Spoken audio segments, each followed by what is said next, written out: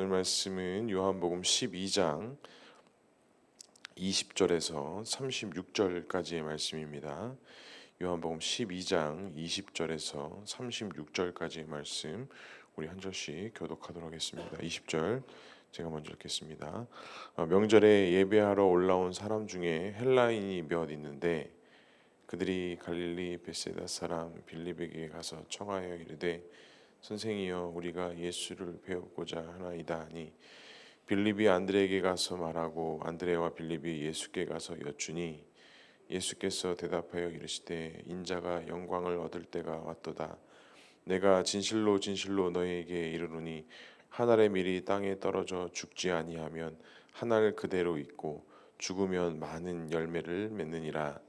자기의 생명을 사랑하는 자는 잃어버릴 것이요 이 세상에서 자기의 생명을 미워하는 자는 영생하도록 보존하리라. 사람이 나를 섬기려면 나를 따르라. 나 있는 곳에 나를 섬기는 자도 거기 있으리니 사람이 나를 섬기면 내 아버지께서 그를 귀히 여기시리라. 지금 내 마음이 괴로우니 무슨 말을 하리요. 아버지여 나를 구원하여 이때를 면하게 하여 주옵소서. 그러나 내가 이를 위하여 이때에 왔나이다.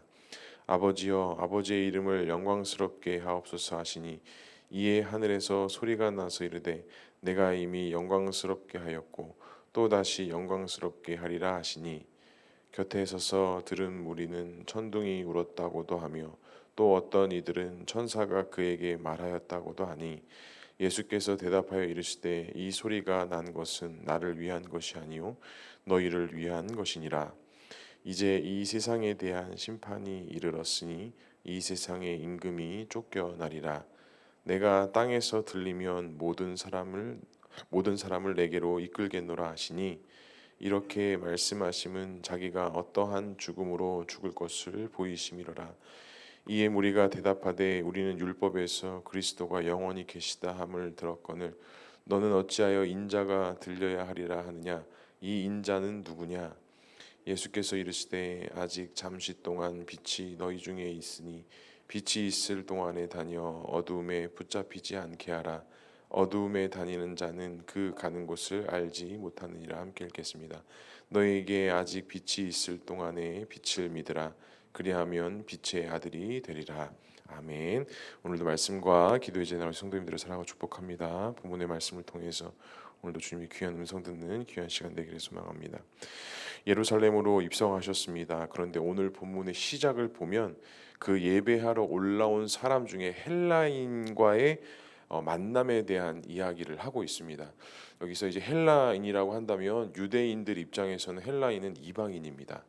그러니까 어떻게 보면 지금 예루살렘에 평소보다 제가 어제 말씀드렸듯이 평소보다 2배 내지 2.5배 많은 사람들이 예루살렘에 올라온 상황 속에 이 헬라인들도 어떻게 보면 그 복음을 듣고 예수를 믿고 그 유월절을 지키기 위해서 성전에 올라왔던 것 같아요.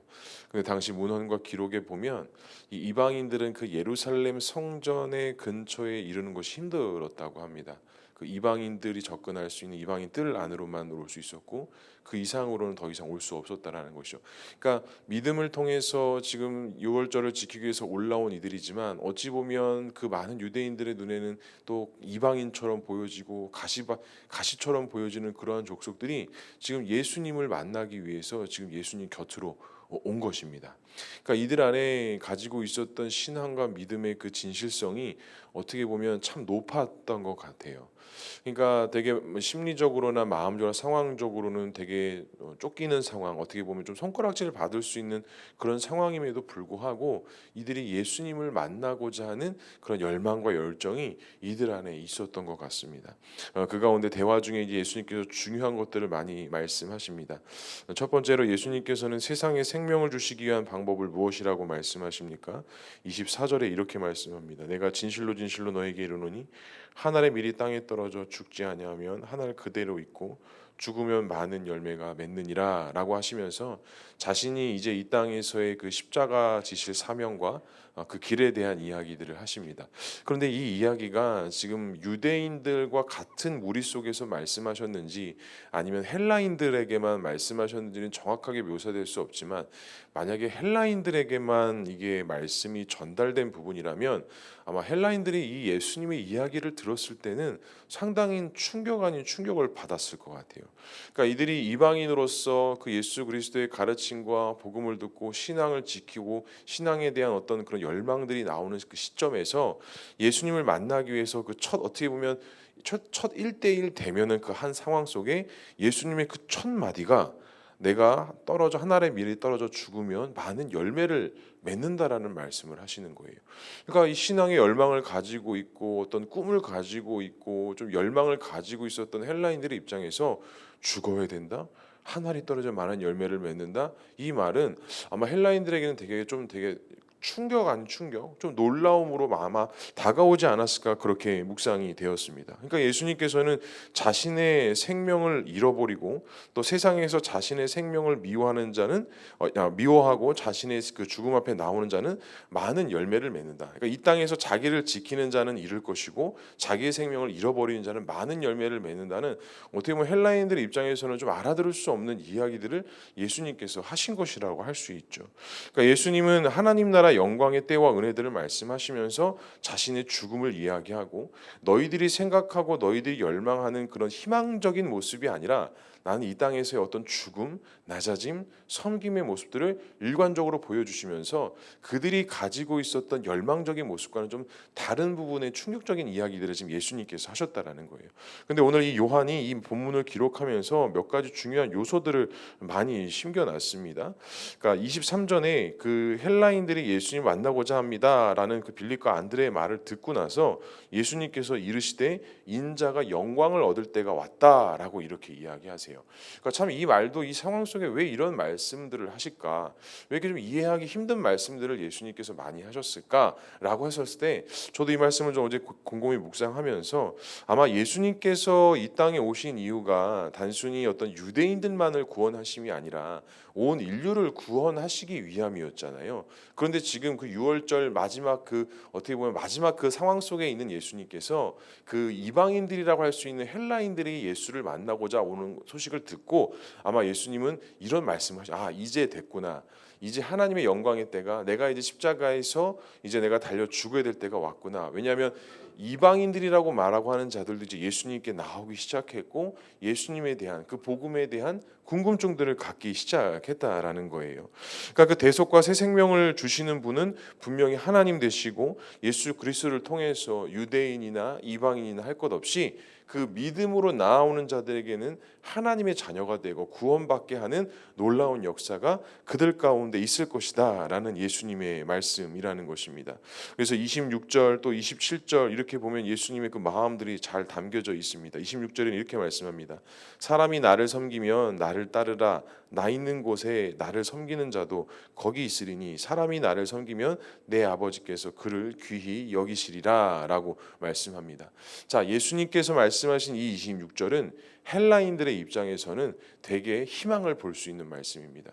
지금 자기들도 절기를 지키기 위해서 6월절에 올라왔지만 그 예식에 정확히 참석할 수도 없었고 수많은 인파 속에 어찌 보면 되게 주변에 있을 수 있는 그런 상황이었는데, 예수님께서 그 이방인들 헬라인들에게 말씀하시는 것이 뭐냐, 나를 섬기면 아버지께서 그들을 귀하게 여기실 것이다. 그러니까 환경적으로는 우리들이 귀한 존재인지 외인으로서 좀 이렇게 마음의 두려움과 걱정이 있었던 자들이었는데, 예수님의 말씀이 너희들이 나를 잘 섬기면 아버지께서 너희들도 귀하게 여길 것이다 라는 이 메시지는 헬라인들에게 있어서는 정말 어떻게 보면 감사의 이야기, 어떻게 뭔가 희망을 붙잡을 수 있는 이야기라는 것입니다. 그러니까 예수님께서 말씀하시고 계신 것은 너희들이 가지고 있는 율법, 너희들이 가지고 있는 그 할례가 있다고 해서 하나님이 너희들을 존귀하게 여기시는 것이 아니라 메시아 되신 예수 그리스도 앞에 믿음으로 서고 그 예수를 너희들이 잘 섬기면 하나님께서 거기에 계시고 그 섬기는 너희들을 하나님께서 귀하게 여기실 것이다 라는 예수님의 축복의 말씀이 된다는 것입니다. 그러면 사랑하는 성도 여러분, 우리는 과연 우리도 어찌 보면 유대인들 관점에서 우리 역시도 이방인입니다. 대한민국 사람은 유대인들 감정에 있어서 어떻게 보면 큰 유대인이에요. 그런데 우리가 역사적으로 잘 알고 있듯이 하나님의 큰 축복과 은혜를 받은 나라가 우리나라만큼 이렇게 빠른 시간 내 단시간 내에 하나님의 큰 은혜를 누린 국가가 또 없다라고 성경 역사에서는 그렇게 이야기하더라고요. 그러니까 정말 외인이었고 정말 작은 나라지만 우리가 예수를 잘 섬기고 정말 믿음과 소망으로 살 때 하나님께서 귀히 여겨주시는 은혜가 우리 대한민국 조국 가운데 있었다라는 것이죠.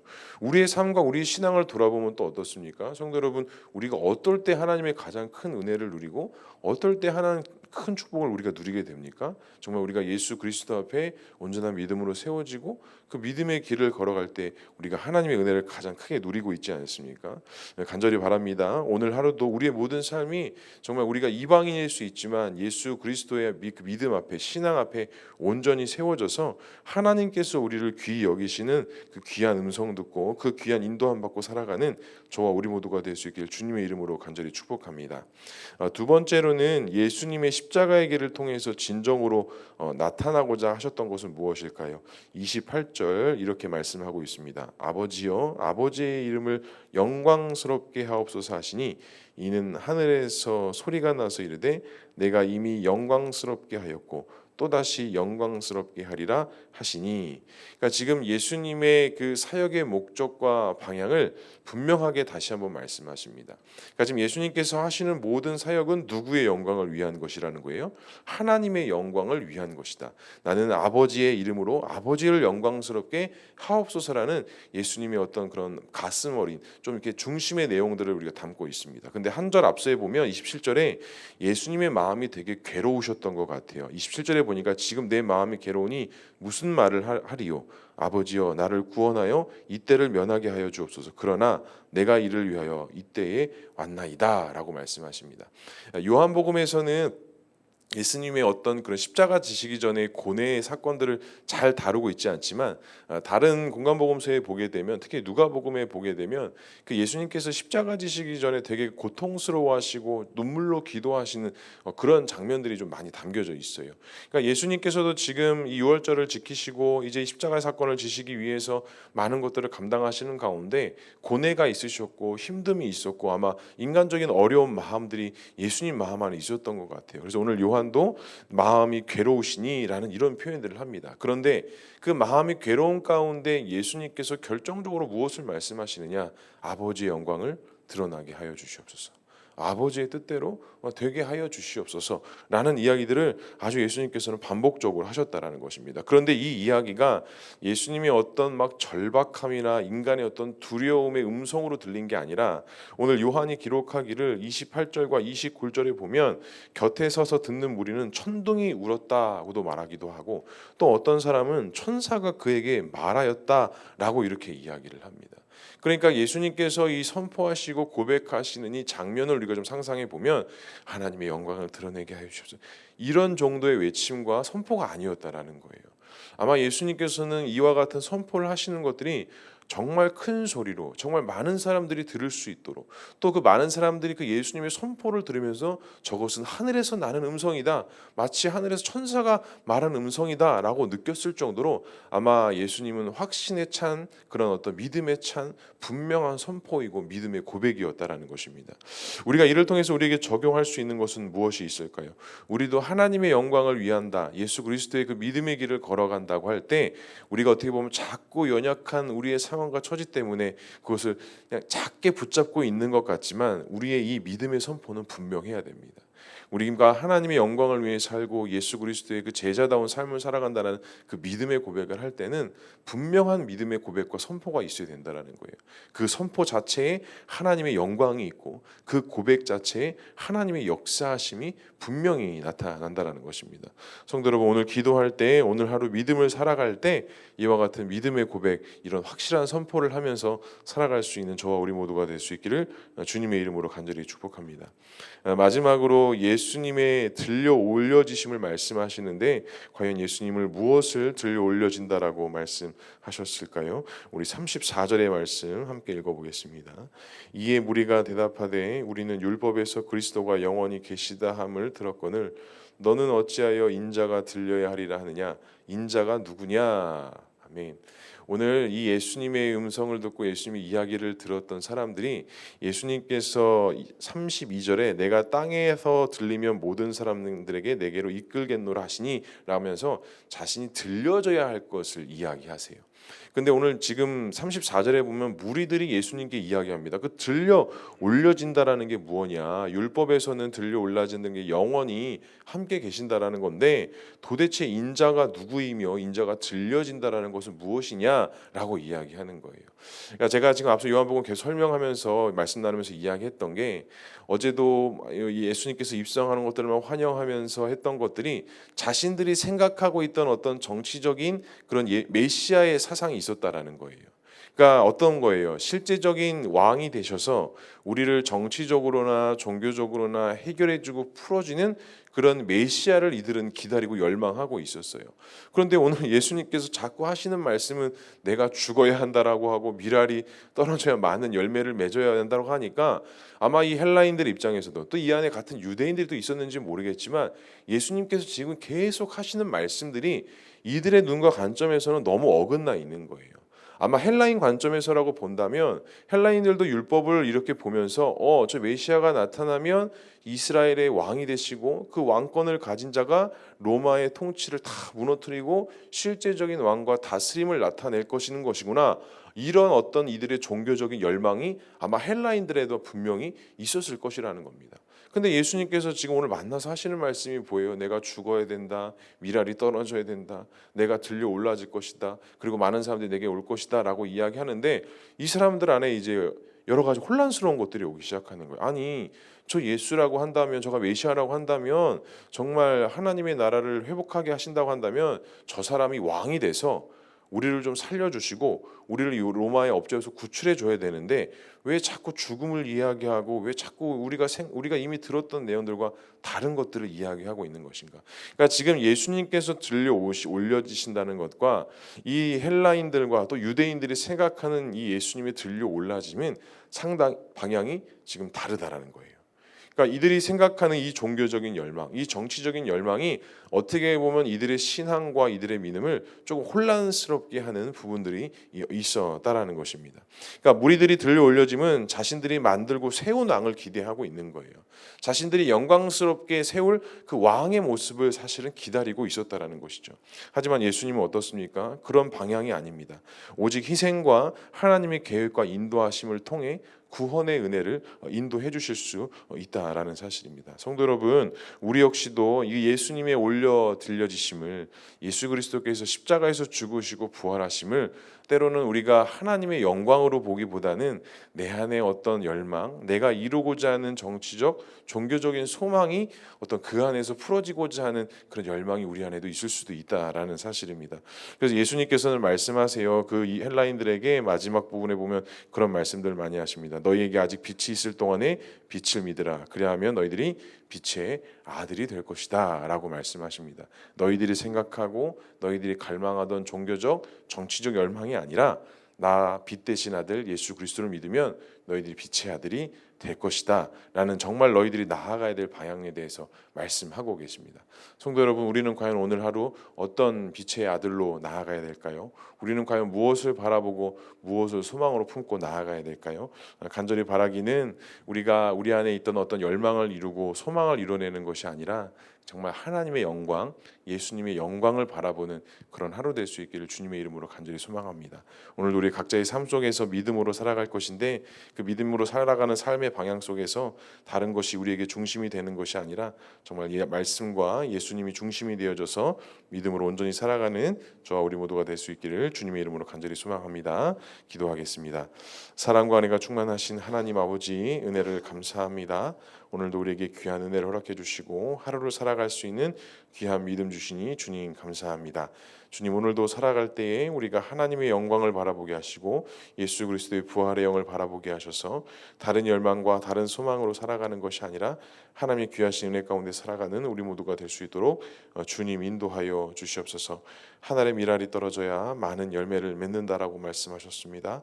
하나님, 그런 하늘의 미랄이 우리 자신이 될 수 있도록 인도해 주시고 우리에게 주신 사명들과 일들을 감당할 때 우리가 살아가기 위해서 살아가는 것이 아니라 우리가 예수 그리스도 앞에 죽어가기 위한 그런 믿음의 삶을 살아가게 하시고 그러한 삶을 살아갈 때 참 열매가 맺어지고 참 생명이 나타나는 귀한 은혜의 삶, 귀한 사명자의 삶이 되어줄 수 있도록 주님 인도하여 주시옵소서. 오늘 하루도 모든 것 주님 앞에 맡겨드리며 나아갑니다. 특별히 이 시간 많은 기도의 제목 들고 주 앞에 나왔사오니 기도하고 간구하는 가운데 주님의 음성 들어주시고 특별히 육신의 연약함과 또 믿음의 연약함 때문에 기도하고 있는 성도들이 있습니다. 주님 그 기도에 응답하여 주시고 회복할 수 있게 하시고 주님의 도우심과 주님의 인도하심을 맛보아 누리는 우리 귀한 공동체에 또 귀한 성도들 되어줄 수 있도록 주님 인도하여 주시옵소서. 하나님께서 함께 하실 것을 믿사오며 이 모든 말씀 예수 그리스도의 이름으로 기도합니다.